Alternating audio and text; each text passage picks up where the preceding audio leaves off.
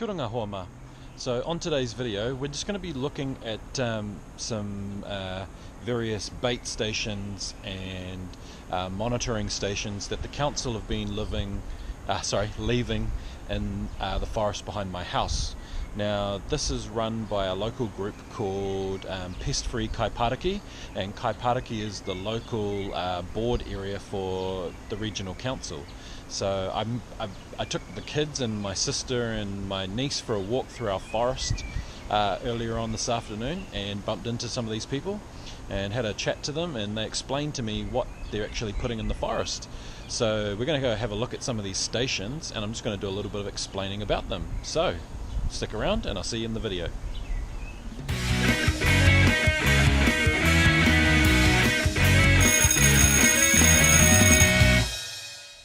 So we're at the first marker here, and you can see here there's like a little pink thing in the tree, and from what I understand is pink generally means a poison bait trap, and blue will sometimes mean that there's what's called a monitoring station. Now these monitoring stations have little ink pads inside them, and they have a bait inside them, and the idea is that what they're trying to do is monitor the species of small mammals and things like that that live inside the forest. So the idea is the animal goes toward the bait, it walks over the ink pad, and then its feet will mark a little piece of paper inside the station so that they can later analyze it and see what's actually in there. So I think I'm not 100% about how the marking system works. Now normally there's like either two of these, but there's only one, and so just down here, I'm going to pan around in a second, I found what looks to me like an ink station. It's not a bait trap, like a poison trap.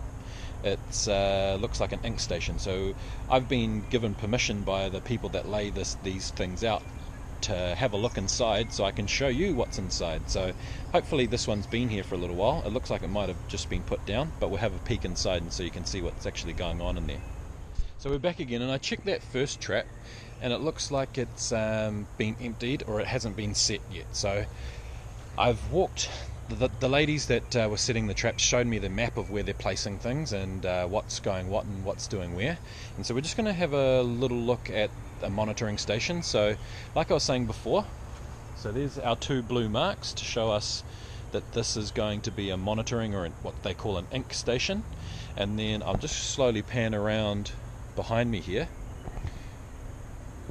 and there's two pink marks, and that means that's a poison bait station.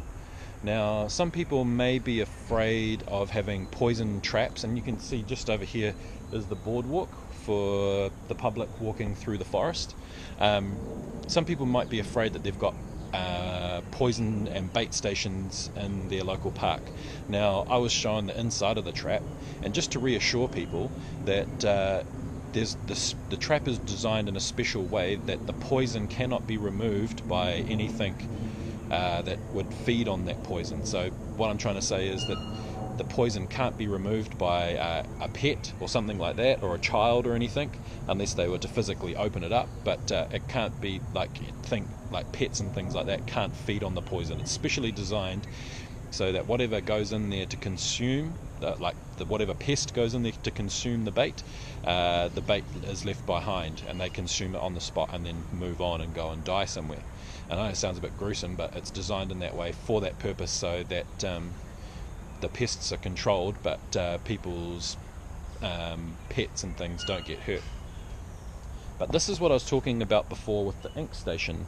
Now you can see in there, and I'll adjust the camera in a sec, you can see in there that there's a piece of paper, and I'll give you a better view. Sorry, just toggling the camera. And there's a piece of paper like I was explaining before. There probably won't be any markings on it because these were just set today. I doubt that there'll be anything in there. We might come back in a few days' time and do a second part to this and have a look at the piece of paper to review and see if anything has come along and walked through there. But here it is. little animal walks in here, across the piece of paper, across the ink pad, and consumes the bait at one end, and that will give the council an idea of what kind of things are living in this forest, particularly like pest animals like rats and mice. Obviously we don't have much else other than that, but ideally too they might be wanting to look for things like stoats, ferrets. I highly doubt it, but you never know. And we'll just carefully walk over here. Sorry if you get a little bit motion sick, and I'll just show you what one of the pest control traps look like. So it's marked and been logged so that they know exactly what they've put out, and that's it there,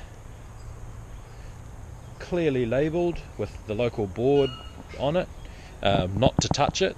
So I'm not going to touch that one because it's set, because I know it's set and I watch the people do it. But yeah, so that's what's going on in my local forest at the moment. And just as you know, if you see something like that, don't go touching it. It's a good idea too, unless you've been given authority by someone, not to touch the monitoring stations as well. I know you'll be a bit curious, and that's why I'm doing this video for you, so I can show you what's going to be in there. So we'll check in maybe a couple of days time and I'll put up another video. But yeah, don't touch these things unless you've been given authority by someone to do so, especially because these people have been handling things like poison and things like that as well. But for now, ka kite, good work to those people that are part of Kaipatiki Pest Free, and I'll see you next time on Mr. Ashley's Place.